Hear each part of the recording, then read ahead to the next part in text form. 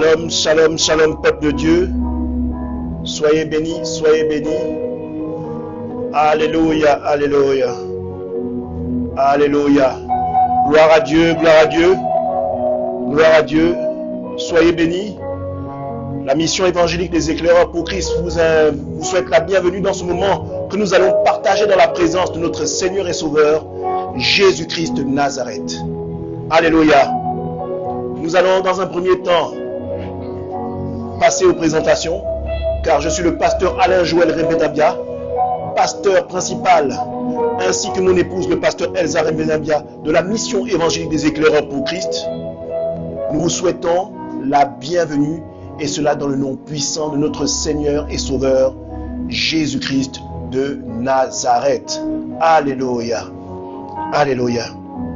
Bien-aimés, sans plus tarder, je vais vous inviter à remercier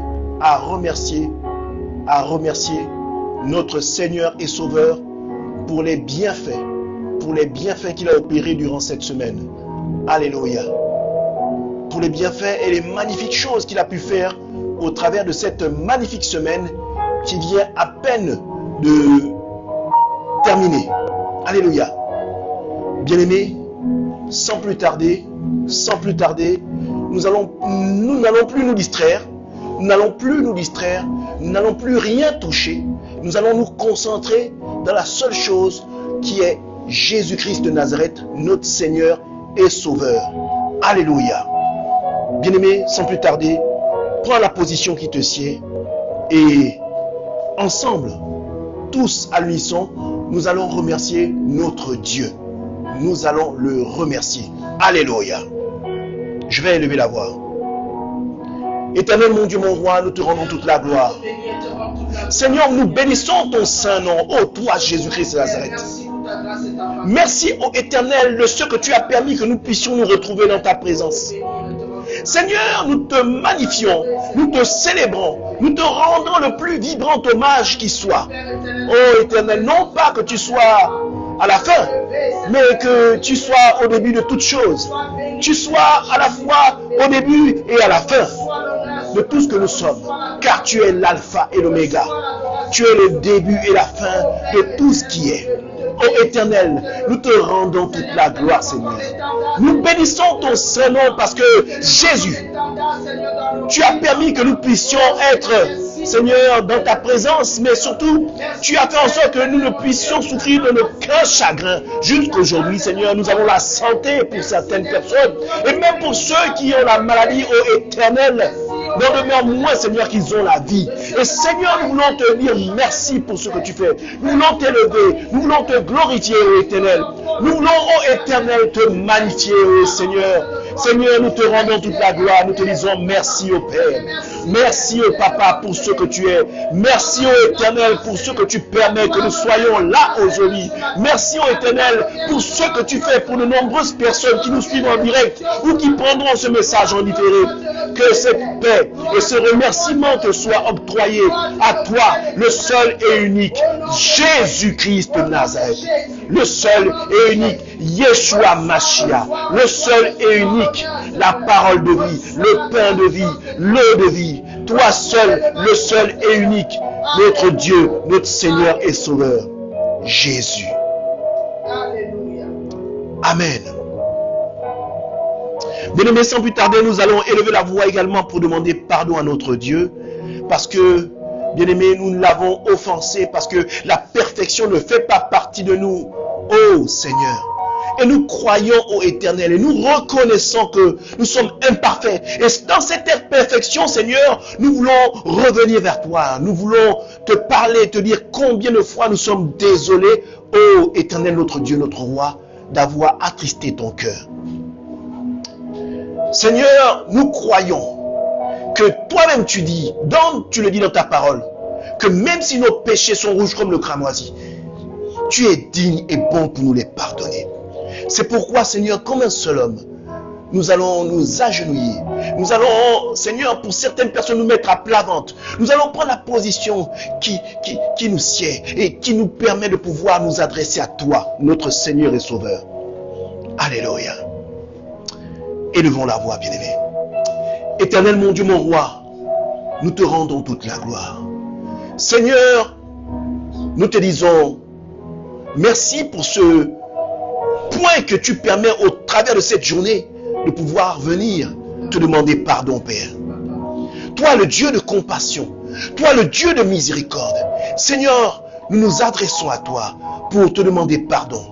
Parce que nous avons non seulement attristé ton cœur, nous avons blessé ton cœur, mais Père, derrière cela, nous avons fait du mal à un proche, à un frère, à une sœur. Nous avons eu un comportement désobligeant envers notre prochain. Et c'est pourquoi, ô Éternel, nous voulons, Seigneur, te demander pardon. Nous voulons te demander pardon, Seigneur, parce que nous voulons redémarrer avec toi. Nous voulons recommencer, avec toi, de manière propre, de manière claire, de manière propre et en esprit, en vérité, comme tu le dis dans ta parole.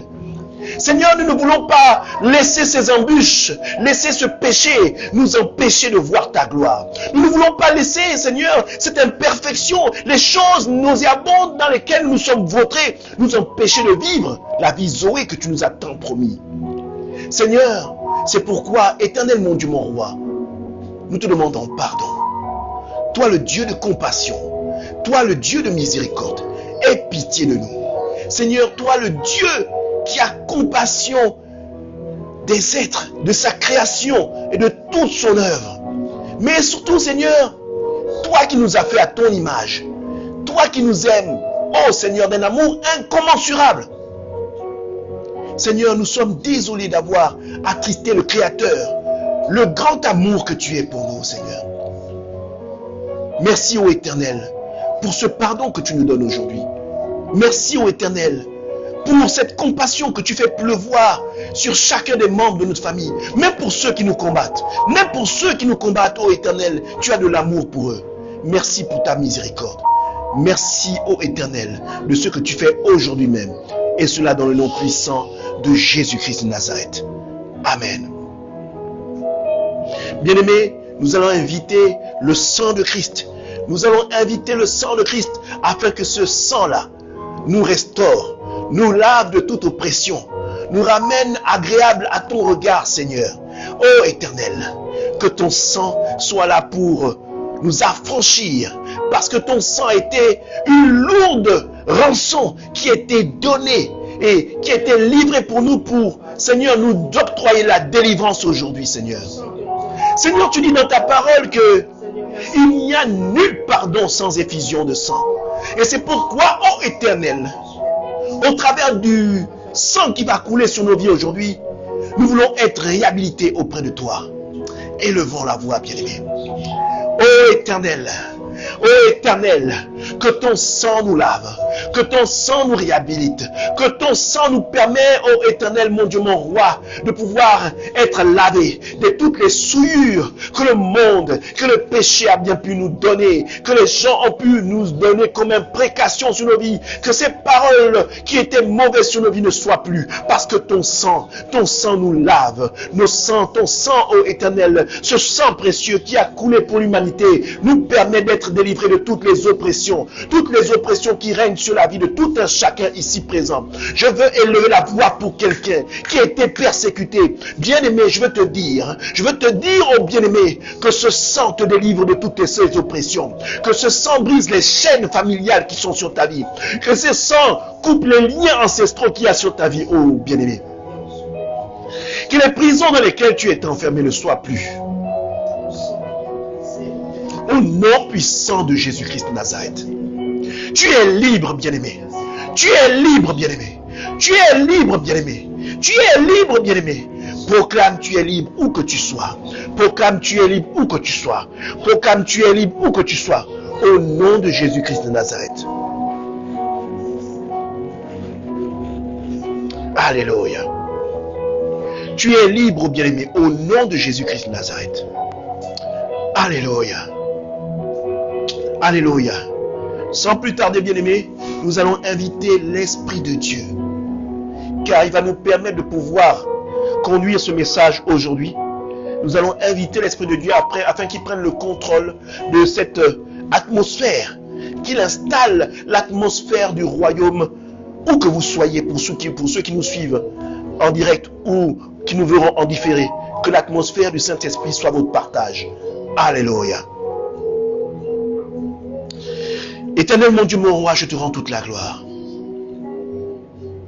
Saint-Esprit, prends le contrôle de ce moment que nous allons partager. Prends le contrôle de ce moment. Prends le contrôle de tous les bien-aimés ici présents, que ce soit en direct ou qui prendront ce message en différé. Que le Saint-Esprit vous environne. Que là où régnait la guerre, le Saint-Esprit installe un environnement de paix. Que là où régnait la persécution, que le Saint-Esprit installe un environnement de sainteté, d'apaisement, de paix. Que là où régnaient les turbulences, que l'apaisement soit. Que là où régnait la discorde, que l'amour règne. Que là où régnait un environnement nauséabond, que le Saint-Esprit installe un parfum de bonne odeur. Un parfum de bonne odeur. Un parfum de bonne odeur. Un parfum de bonne odeur. Au nom de Jésus-Christ de Nazareth. Saint-Esprit, moi qui suis ton serviteur, je m'efface complètement. Et je te laisse, oh Saint-Esprit, prendre le contrôle de ce moment. Mon intelligence et toutes mes capacités ne sont plus. Parce que, oh toi, Saint-Esprit, qui est l'Esprit de Dieu, qui est Dieu, oh Saint-Esprit,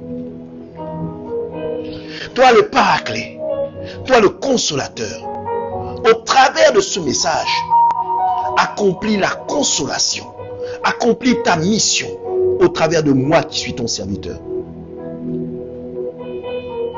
Au nom de Jésus-Christ de Nazareth. Amen. Amen. Alléluia. Amen. Alléluia. Que la gloire de Dieu règne sur chacune de vos vies ici présents. Que le Seigneur vous bénisse. Alléluia. Que le Seigneur vous bénisse. Il règne à ce moment une petite grippe qui fracasse un peu tout le monde. Moi-même, je suis un peu touché. Mais cela n'empêchera pas que le Seigneur nous permette de travailler aujourd'hui. Alléluia. Le Seigneur va nous permettre de travailler aujourd'hui.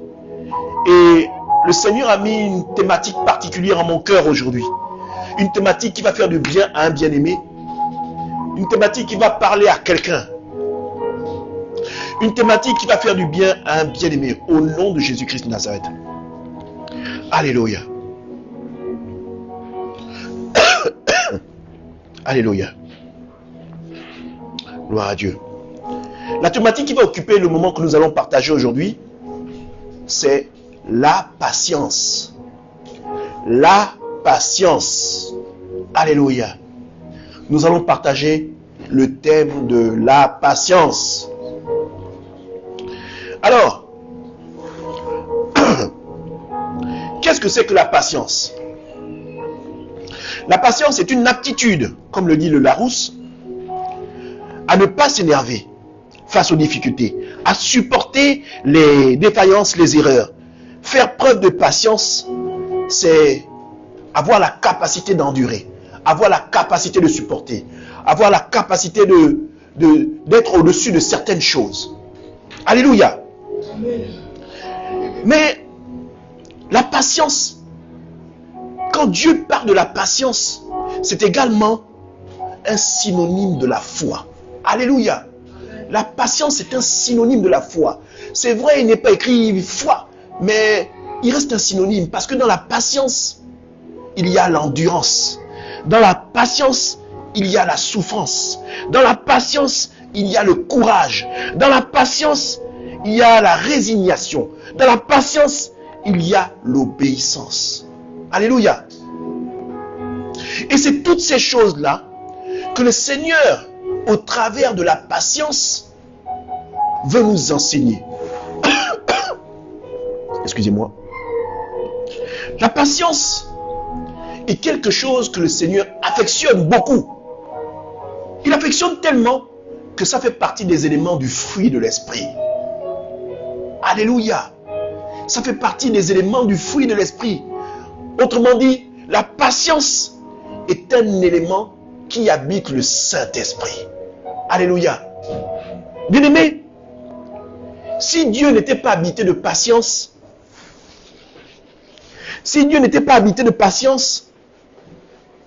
nous ne serions pas là. Si Dieu n'était pas habité de patience, la colère de Dieu se serait déjà abattue sur nous. Nous ne serions plus. Si Dieu n'était pas habité de patience, bien-aimés, il n'y aurait pas le pardon. Si Dieu n'était pas habité de patience, Christ ne serait pas venu à la croix pour nous. Si Dieu n'était pas habité de pardon, bien-aimés, la création et toutes les promesses dont parle la Bible ne seraient plus. Comprenez que on dit dans la Bible, Dieu est lent à la colère. C'est la patience. C'est la patience, bien-aimée. Et l'impatience, si nous n'avons pas la patience, c'est que nous avons l'impatience. Et si nous avons l'impatience n'est que l'un des désirs de la chair. Alléluia. Amen. Et je voudrais vous faire comprendre aujourd'hui que l'homme est très impatient concernant Dieu. Même dans l'église, les frères et les sœurs sont très impatients. Aujourd'hui, nous allons parler de la patience comme étant un moyen dont se sert l'Éternel pour nous transformer, pour nous amener à quelque chose. Alléluia. Voyez-vous, nous allons rentrer un peu dans la vie de David. Si nous regardons un peu la parole, de la période où David a combattu Goliath et à la période où David est devenu roi, il s'est passé quasiment une quinzaine d'années. Parce que David, quand il a combattu Goliath, avait à peu près entre 14 ans et 15 ans. Autant dire qu'il n'était pas encore majeur. Mais du temps où il a combattu Goliath et qu'il a eu la victoire sur Goliath, ces problèmes ont commencé. Ces problèmes ont commencé parce que Saül, qui était roi, a commencé à le combattre. Le combattre tellement que David s'est retrouvé en cavale, en fuite. S'en est passé quasiment 15 ans de cavale. David a eu plusieurs occasions de pouvoir tomber. David a eu plusieurs occasions de pouvoir flancher. David a eu plusieurs occasions de pouvoir arrêter son attachement à Dieu. Mais non, David a été patient et David s'est accroché. Et ce qu'il a valu d'être roi. Mais je voudrais que nous puissions revenir à un moment particulier où David a quand même fait preuve de patience. Mais derrière la patience dont il a fait preuve, nous voyons plutôt un signe de foi, un signe d'abandonnement de sa personne pour s'attacher à Dieu, pour s'attacher à son Dieu, pour s'attacher au commandement de son Dieu, mais surtout pour s'attacher, si on pousse la chose jusqu'aujourd'hui, David s'est attaché en réalité à Jésus-Christ. C'est pourquoi nous allons aller dans le livre de 1 Samuel, chapitre 24. 1 Samuel à son chapitre 24, et nous allons prendre du verset 1 au verset 10. 1 Samuel, chapitre 24, verset 1 à 10. Je vais lire la parole. Lorsque Saül fut revenu de la poursuite des Philistins, on vint lui dire, voici, David est dans le désert d'En-Gedi. Saül prit 3000 hommes d'élite sur tout Israël et il alla chercher David. Et ces gens jusque sur les rochers des boucs sauvages. Il arriva à des parcs de brebis qui étaient près du chemin. Et là se trouvait une caverne où il entra pour se couvrir les pieds. David et ses gens étaient au fond de la caverne. Les gens de David lui dirent, voici le jour où l'Éternel te dit, Je livre ton ennemi entre tes mains. Traite-le comme bon te semblera. David se leva et coupa doucement le pan du manteau de Saül. Après cela, le cœur lui battit parce qu'il avait coupé le pan du manteau de Saül. Et il dit à ses gens, que l'Éternel me garde de commettre contre mon Seigneur loin de l'Éternel une action telle que de porter ma main sur lui, car il est loin de l'Éternel. Parce que ces paroles de David arrêta ces gens et les empêcha de se jeter sur Saül. Puis Saül se leva pour sortir de la caverne et continua son chemin. Après cela, David se leva et sortit de la caverne. Il se mit alors à crier après Saül, « Ô roi, mon Seigneur !» Saül regarda derrière lui et David s'inclina le visage contre terre et se prosterna. David dit à Saül, « Pourquoi écoutes-tu les propos des gens qui disent, voici, David cherche ton malheur. Tu vois maintenant de tes propres yeux que l'Éternel t'avait livré aujourd'hui entre mes mains. Dans la caverne, on m'excitait à te tuer, mais j'ai été épargné et j'ai dit, je ne porterai pas la main sur mon Seigneur car il est loin de l'Éternel. » Amen. Amen. Alléluia. Voyez-vous, c'est une preuve de patience, mais c'est également une preuve de foi en Dieu. Parce que là, David avait la possibilité, David avait la capacité de lever la main, de lever son épée sur Saül. Mais il ne l'a pas fait. Bien-aimés, quelquefois nous marchons avec le Seigneur. Je vais même pas dire bien-aimé, quelquefois nous marchons avec le Seigneur. Bien-aimé, je vais rendre ça plus personnel.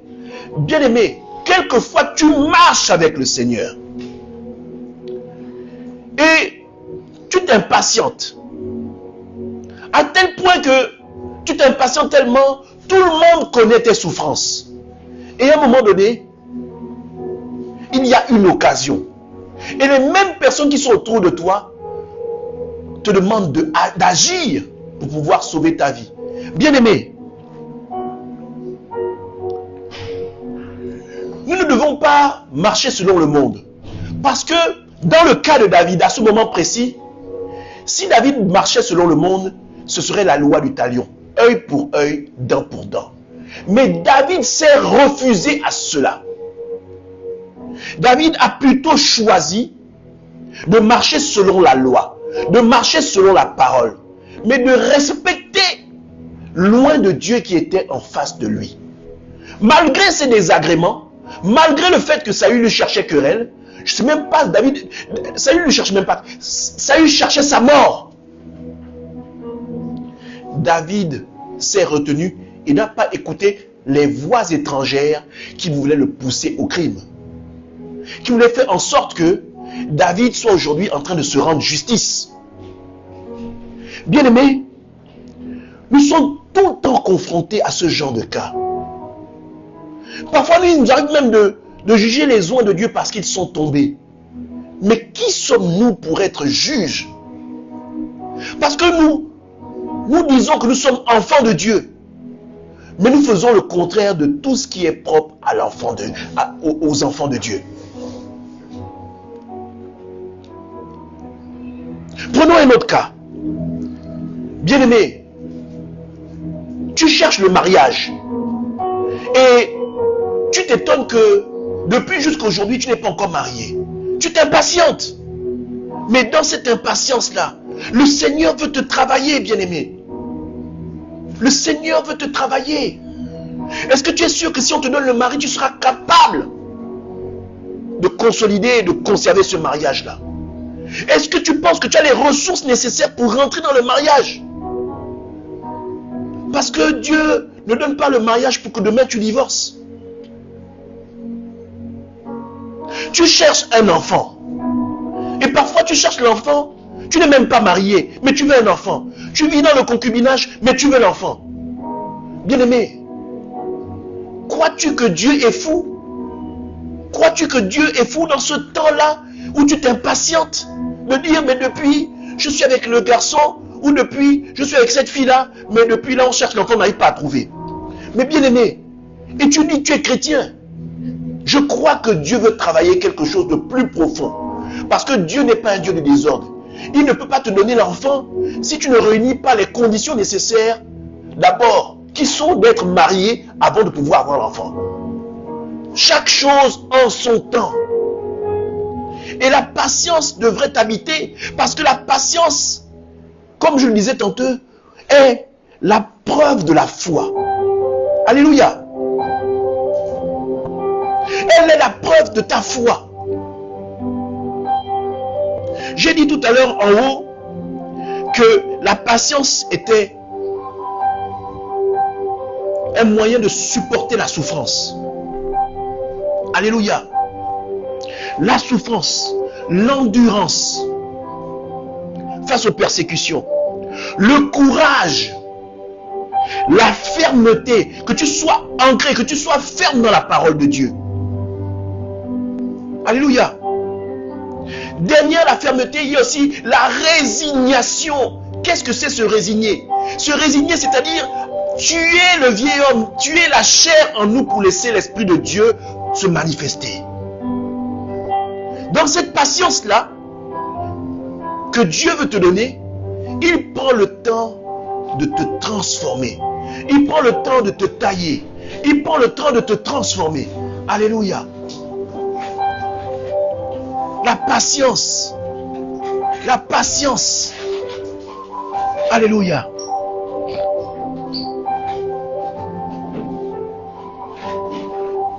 Dieu prend le temps de travailler la résignation au plus profond de toi. Travailler la résignation, c'est-à-dire tuer la chair au fond de toi. Est-ce que tu penses que si on te donne le mari, tu as les capacités de tenir le mari? Est-ce que tu penses que si on te donne l'enfant, est-ce que tu as les compétences et les qualités de pouvoir éduquer cet enfant?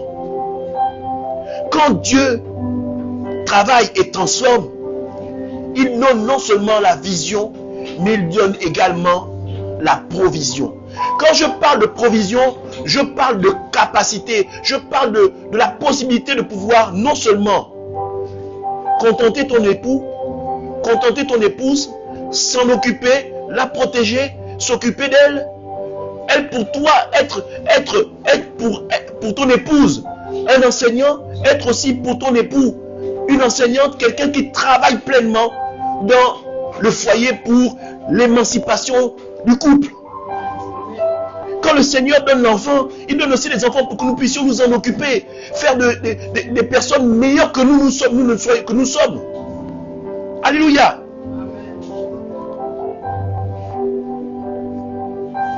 Tu veux rentrer dans le mariage, tu veux un enfant, mais tu n'es pas obéissante.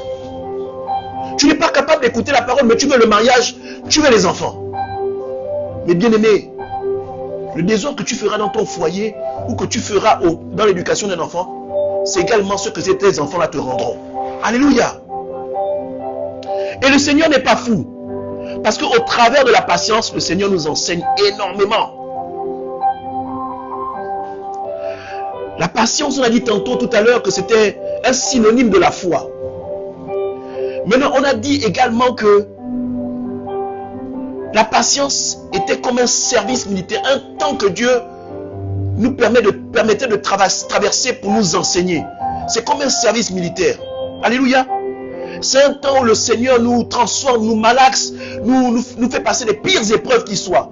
Mais malgré ces pires épreuves, si nous sommes toujours attachés à Dieu, c'est que nous sommes endurants, mais également que nous avons un attachement propre et profond envers notre Seigneur et Sauveur. Alléluia.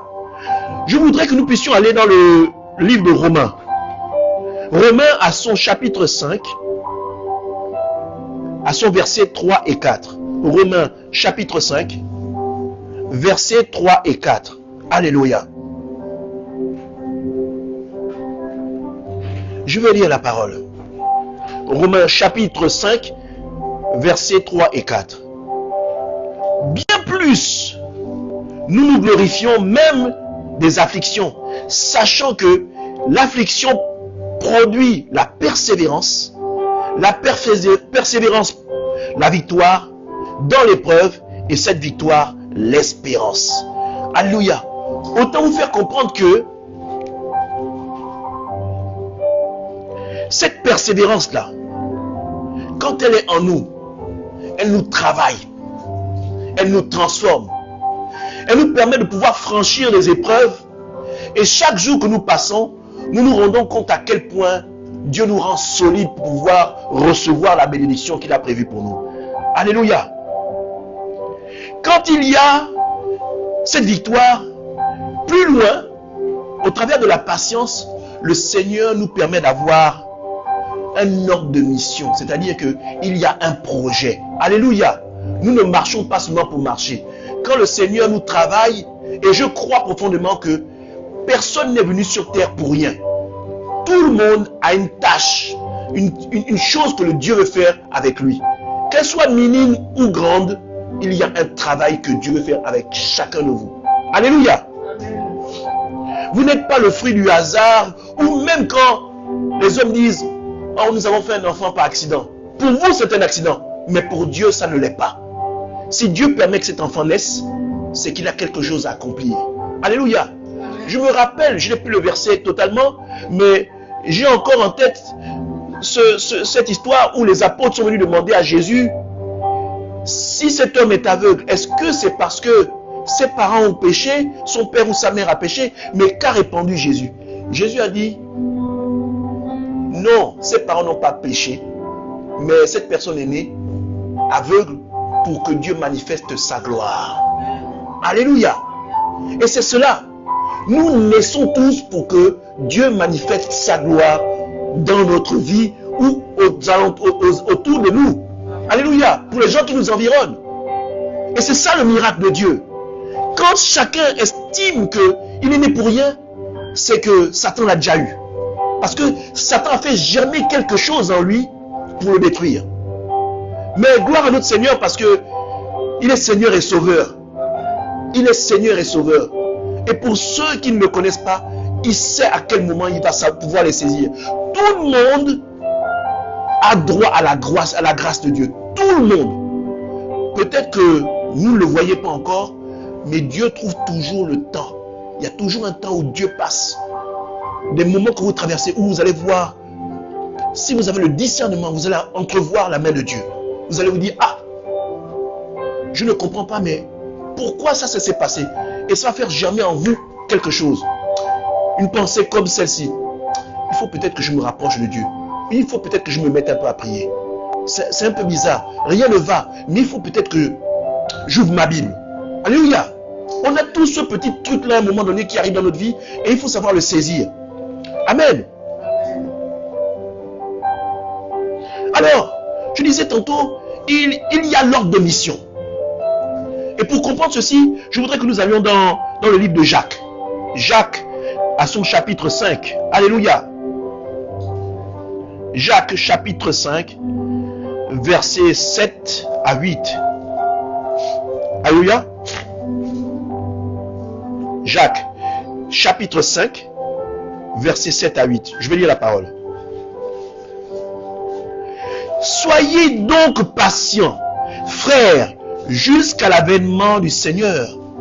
Voici, le laboureur attend le précieux fruit de la terre, prenant patience à son égard jusqu'à ce qu'il ait reçu les pluies de la première et de la dernière saison. Voici, vous aussi, autant pour moi, soyez patients, affermissez vos cœurs, car l'avènement du Seigneur est proche. Alléluia. Quand on lit ce verset, on entrevoit peut-être pas ce que je veux dire. Mais le Seigneur nous demande d'être patients. Jusqu'à l'avènement. Je voudrais dire ici, au lieu de prendre avènement comme l'arrivée du Seigneur, parce qu'en réalité c'est l'arrivée du Seigneur, l'avènement. Mais moi, pour ma part, et je pense que je vais vous faire part de ma pensée, c'est un verset qui me dit ceci. Prends patience dans ta douleur. Prends patience dans les moments de difficulté que tu traverses. Prends patience dans le moment où les gens t'ont abandonné. Prends patience le moment où les gens se sont moqués de toi parce qu'ils ne croyaient pas que tu pouvais être quelqu'un de bien. Prends patience parce que les gens t'ont rejeté. Prends patience dans ceux qui étaient jetés dans ta famille comme étant une personne qui ne peut pas se marier, ou une personne qui ne peut pas avoir un emploi, ou une personne qui est moins que rien. Prends patience et accroche-toi à Dieu. Le Seigneur, tôt ou tard, se manifestera et il fera de tes ennemis ton marchepied. Alléluia. Prends patience parce qu'au travers de ce que tu vis comme combat, au travers de ce que tu vis comme meurtrissure, ce verset dit ceci. Alléluia. Soyez patients, affermissez vos cœurs, car l'avènement du Seigneur est proche. Affermissez vos cœurs. Et pourquoi affermissez vos cœurs? Parce que c'est l'endroit particulièrement que Satan veut ravir à Christ. Un cœur détruit, un cœur bousillé, c'est un cœur qui ne peut plus s'attacher à Dieu. Alléluia. Et quand l'impatience se mêle, c'est que votre cœur ne peut plus être en attente. La foi ne fait plus partie de vous. Là, vous allez laisser libre champ à Satan.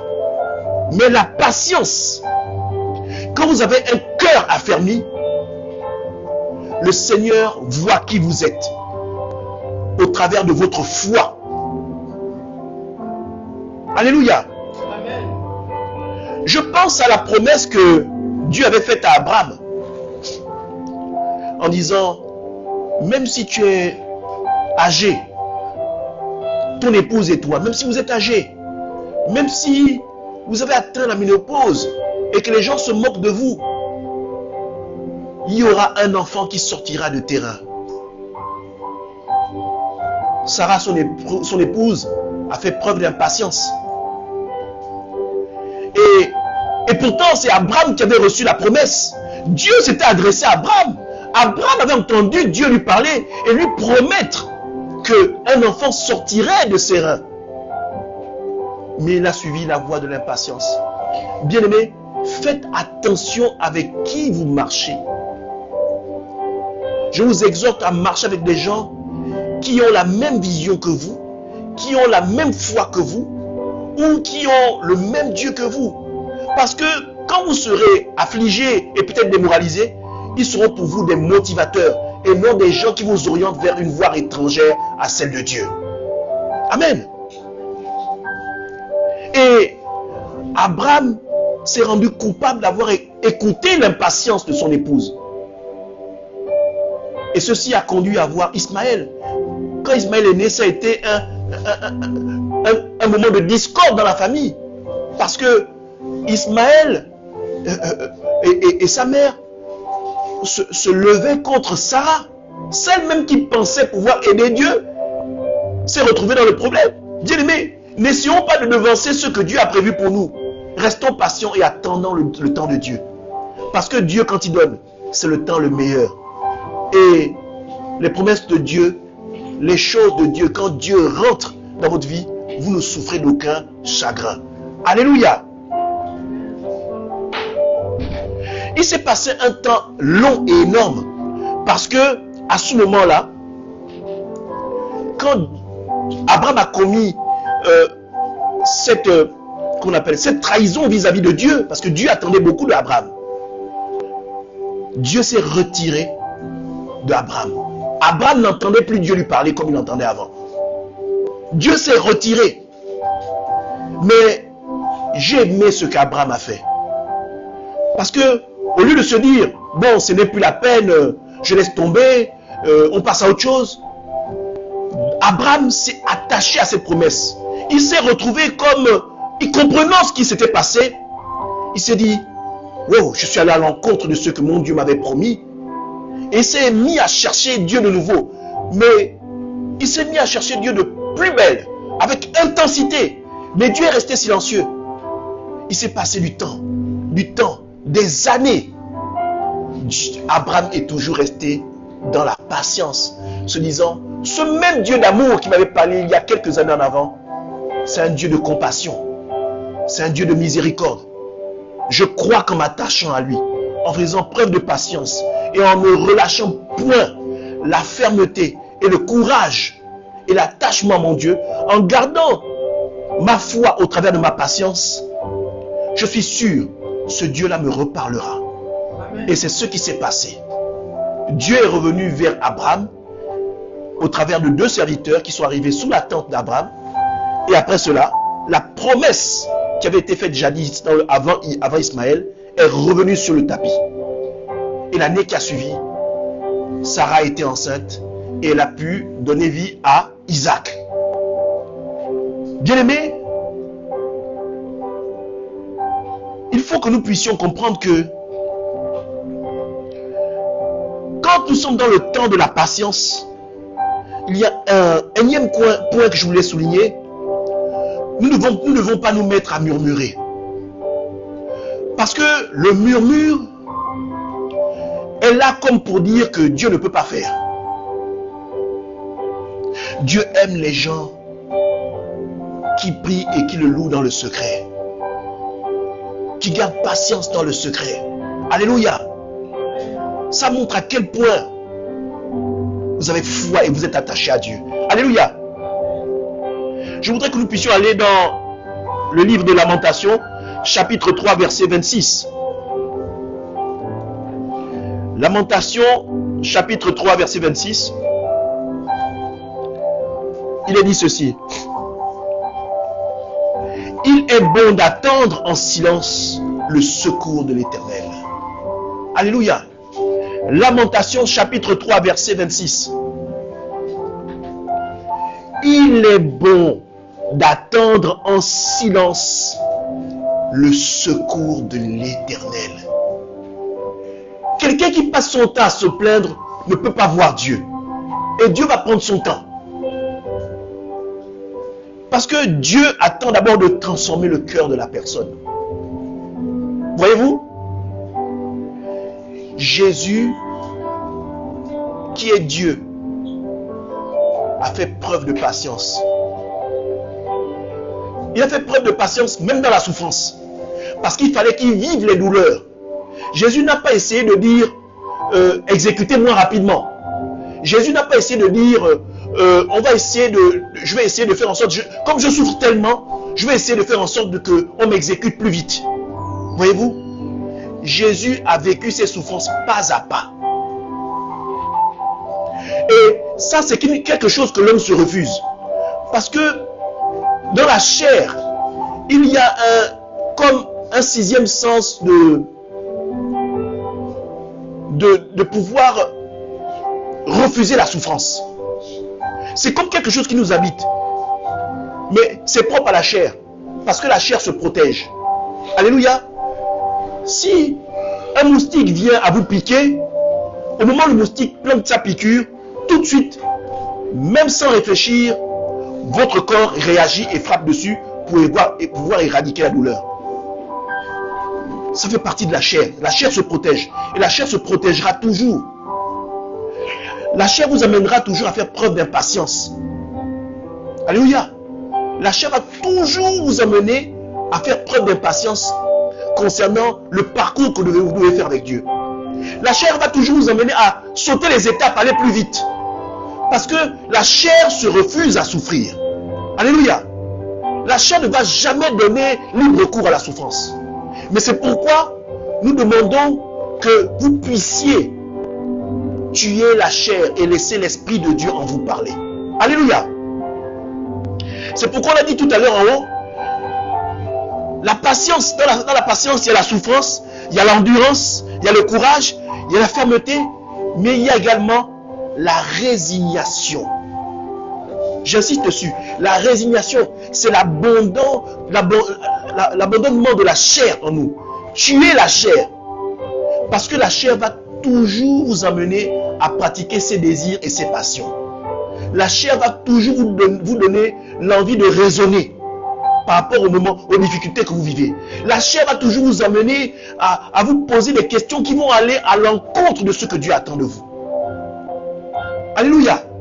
Le produit propre pour que la patience et ce qui est la foi en vous travaille de manière puissante, c'est qu'il faudrait que l'Esprit de Dieu en vous parle plus fort que votre chair. Alléluia. Il faudrait que l'Esprit de Dieu en vous parle plus fort que votre chair. Avant, je ne comprenais pas ce discours que Jésus avait quand il disait, si on te gifle à la joue gauche, prends la joue droite. Je ne comprenais pas.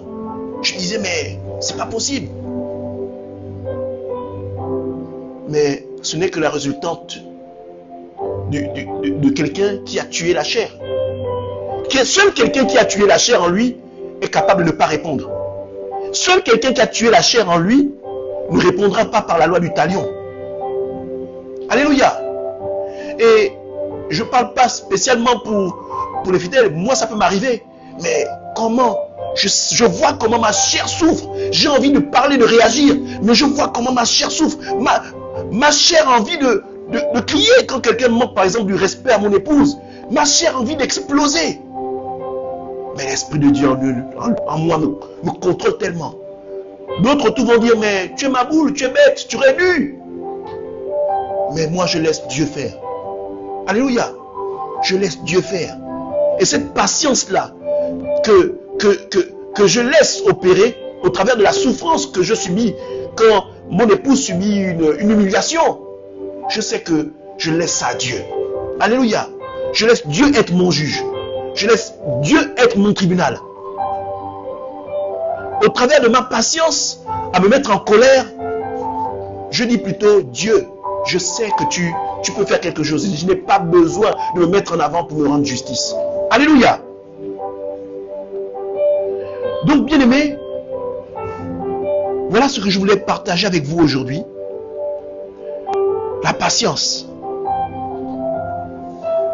Bien-aimés, s'il y a des gens qui font preuve d'impatience parfois dans certaines façons de marcher au quotidien, je t'invite à te lever et nous allons prier ensemble.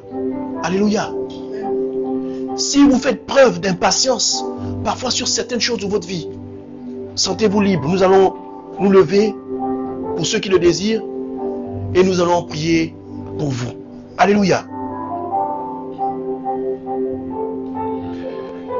Alléluia. Je vais élever la voix.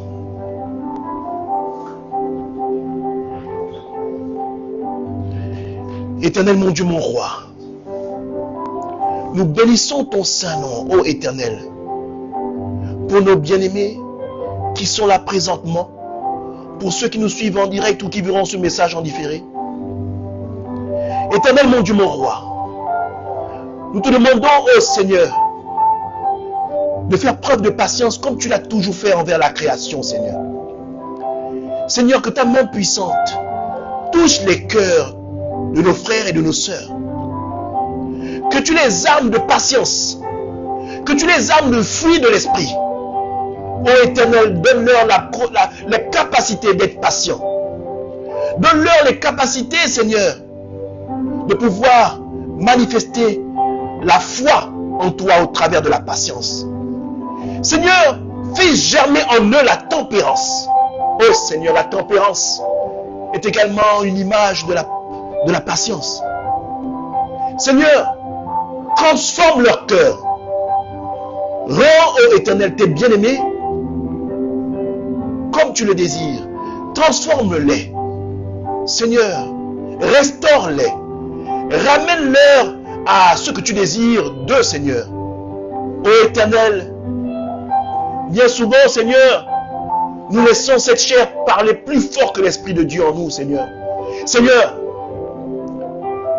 nous voulons tuer, abandonner cette chair et laisser l'Esprit de Dieu en nous s'exprimer de la plus forte voix qui soit en nous.